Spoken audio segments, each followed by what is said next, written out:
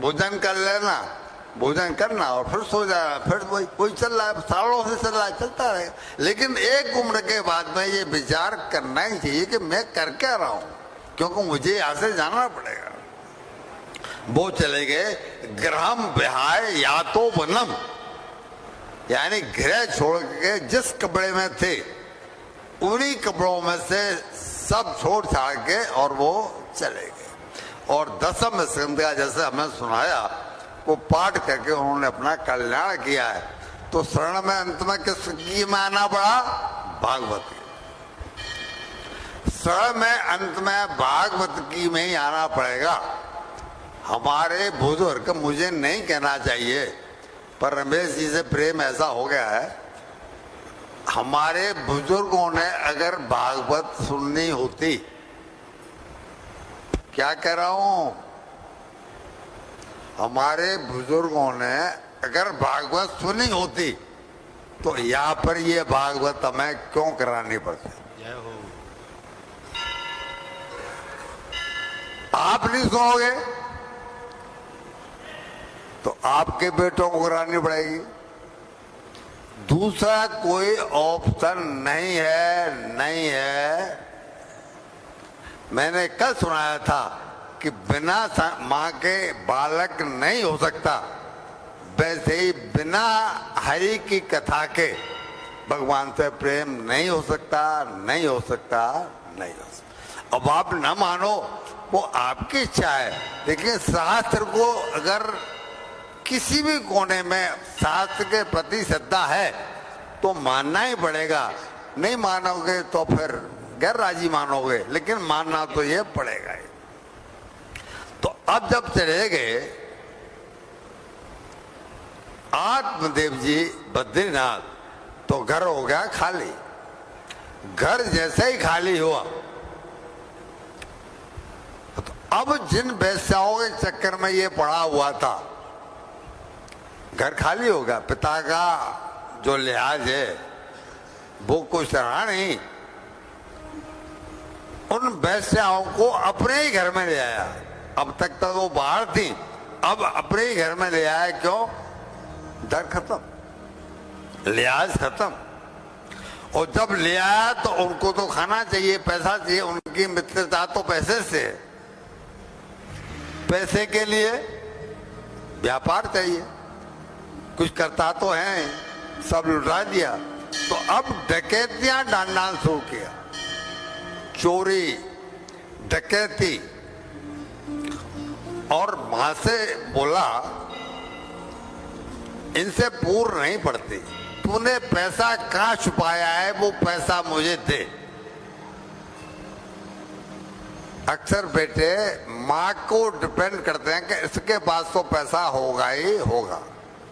हमारी सास है, हमारी माँ इसमें बदनाम है कि उन्होंने तो थोड़ा बहुत बचा करके रखा ही, चाहे भले ही उस पर न हो, लेकिन वो बदनाम है, कहना बत्ती बन गई है कि उसने तो थोड़ा बहुत कुर्चा किया ही होगा। तो इसने भी अपनी माँ से कहा, लेकिन ये दुष्ट है, इसलिए बोला कि अगर तूने कल तक मुझे नहीं बताया कि मैंने पैसे को कहाँ छुपाया है, तो इसी डंडे से, डंडा लेके आया था, इसी डंडे से तेरी पिटाई। माँ बेटा उंगली करके जिस समय बात करता है तो माँ का कलेजा फट जाता। सारा यौवन, सारा जीवन जिस बेटे के लिए बर्बाद कर दिया, वो उंगली करके बात करता है, कर नहीं सकती। ये तो डंडा लेके माँ को पीटने को आया। मैं मानता हूं कि इसके कर्म खराब थे, इसने दूसरी औरत का बेटा गर्भ में ही ले लिया।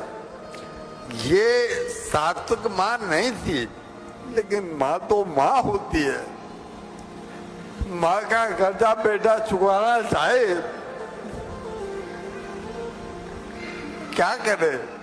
इस धर्म के मारे कि अपने बेटे से ही पिटना पड़ेगा। कूपे पार से कतऊ रात्रि, उसी रात्रि में कुएं में कूद करके अपने बेटे की उंगली बर्दाश्त नहीं होती तो ये तो डंडे से कल पिटाई करेगा। क्यों करेगा?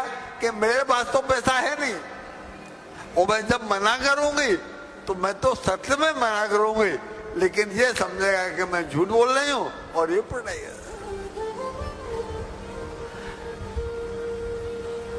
मां मर गई तब कहा जाता है, मैं भी कल से वही कह रहा हूं कि कर्मों से डरिए, कर्मों से, ईश्वर से नहीं। ईश्वर हमें वो देता है जो हम इस समय कर्म, ईश्वर तो एक बार को माफ कर देगा क्योंकि हम ईश्वर की संतान हैं, लेकिन माफ करते करते कितना माफ करेगा?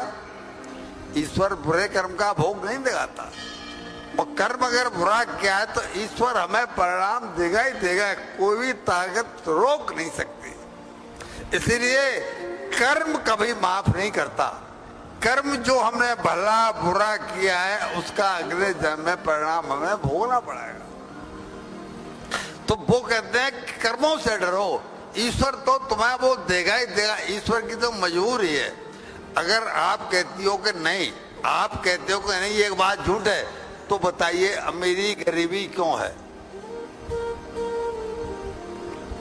दे के आए हो पैसा, पुराने पहले जन्म में दे के आए हो तो अरबपति हो गए, करोड़पति हो गए। जो दे के नहीं आया वो गरीब है। फॉर्मूला तो यही है। और भाई, एक भाई अमीर है और एक भाई गरीब है, इसका क्या अर्थ हुआ?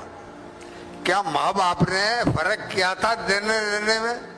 उन्होंने बंटवारा किया तब सबको बराबर दिया, लेकिन कर्म को कहाँ ले जाओगे? कर्म सिद्धांत तो खराब हो नहीं सकता। एक कहीं भी ऐसा कहीं पहुंच गया, एक नहीं पहुंच पाया। कर्म का खेल है वो।